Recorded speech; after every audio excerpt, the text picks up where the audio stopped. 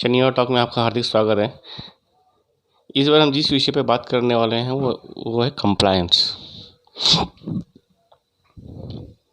Unfortunately अगर हम देखें तो कंप्लायंस एक हमेशा बर्डन बन के ही रहा है हमारे इसमें।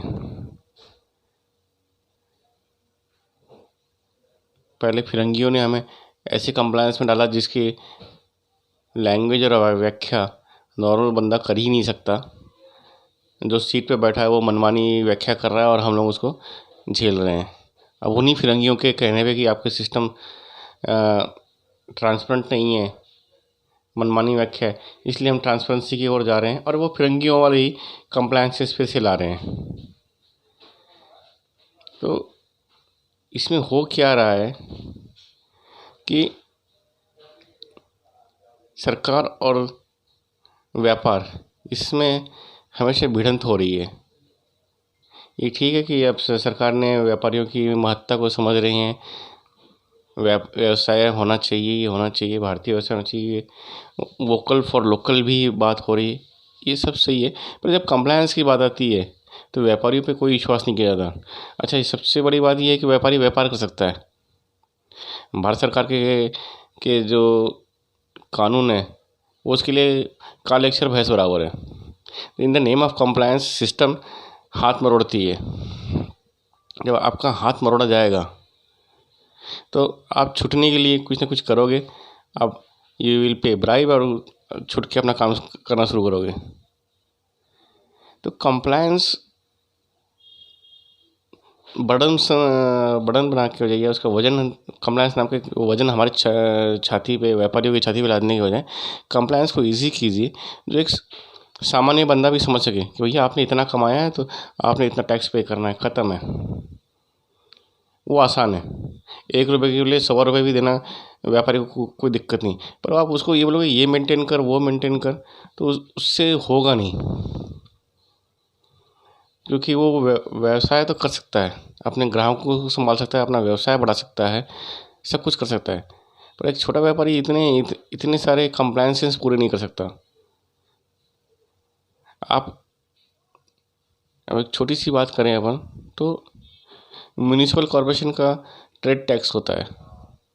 अब वो हमसे अलग कागज़ मांगते हैं। क्यों मांग रहे हो? आप जीएसटी डिपार्टमेंट से लो, जिनके पास जीएसटी डिपार्टमेंट से लो, जिनके पास जीएसटी नहीं इनकम टैक्स डिपार्टमेंट से लो, और वहाँ से आप अपना जो भी टैक्स कैलकुलेट है वो करो और व्यापारी को बताओ ये दो। व्यापारी भी अपना वेरीफाई कराना चाहे कर ले, नहीं तो कोई बात नहीं, वो पे कर देगा। या जिनके पास ये सिस्टम नहीं है उनसे आप अपने हिसाब से एक छोटा सा सिस्टम नहीं है जिससे कि आपका कितना महीने का व्यवसाय है, क्या है, उसकी दुकान को देखते हुए करो और एडहॉक बेसिस पे या प्रोराटा बेसिस पे उससे किया जा सकता है। पर अब ये बोलेंगे कि ये कागज़ ला के दे, वो कागज़ ला के दे, तो व्यापारी परेशान होगा। अच्छा, पूरे सिस्टम में एक चीज़ सबसे अच्छी चीज़ ये है कि जिसकी हत्थे चढ़ गया जो बंदा, उस सिस्टम ने उसका हाथ ही मरोड़ा है। गाइड करना या उसके लिए वो लेजिटिमेट बात सुनना, वो नहीं। यानी हाथ मरोड़ो, पैसे खाओ, हर जगह है, हर चीज़ में। तो इस चीज़ को अगर थोड़ा सा कम किया जाए,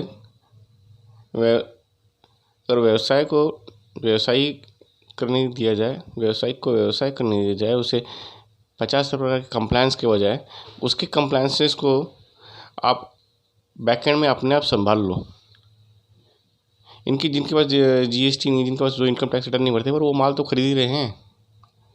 माल खरीद रहे हैं तो कहीं ना कहीं से जोड़े जा सकते हैं। उनके अकाउंट में ट्रांजेक्शन्स क्या हो रहे हैं वो पता चल सकता है, लिया जा सकता है। बहुत से सिस्टम हैं जो ट्रांसपेरेंसी के साथ बनाई जा सकती है, उनसे भी बात करके उनके भी ग्रीवेंसेस से सॉल्व किए जा सकते हैं। कंप्लायंस कम कर जितने होंगे उतना टेंशन फ्री रहेंगे। और ये फिरंगियों वाले कंप्लायंस बड़ी समस्या है।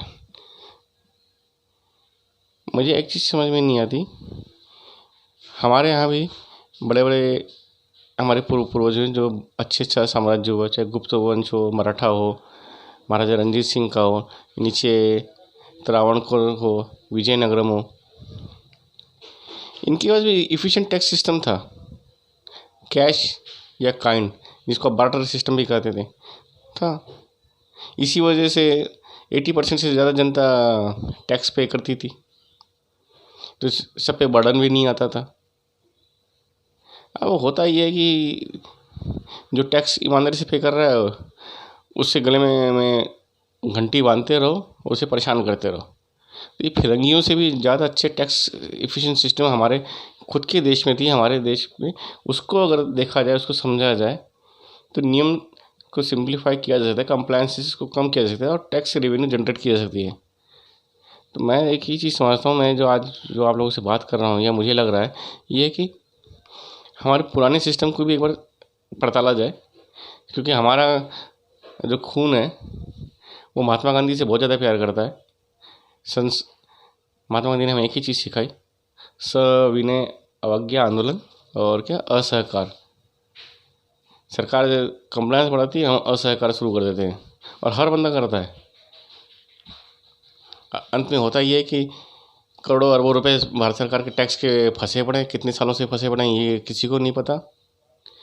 और जिसके नाम पे आपने नोटिस निकाल रखी हैं वो कोर्ट के चक्कर काटते रह जाता है, होता ज़्यादा कुछ नहीं है।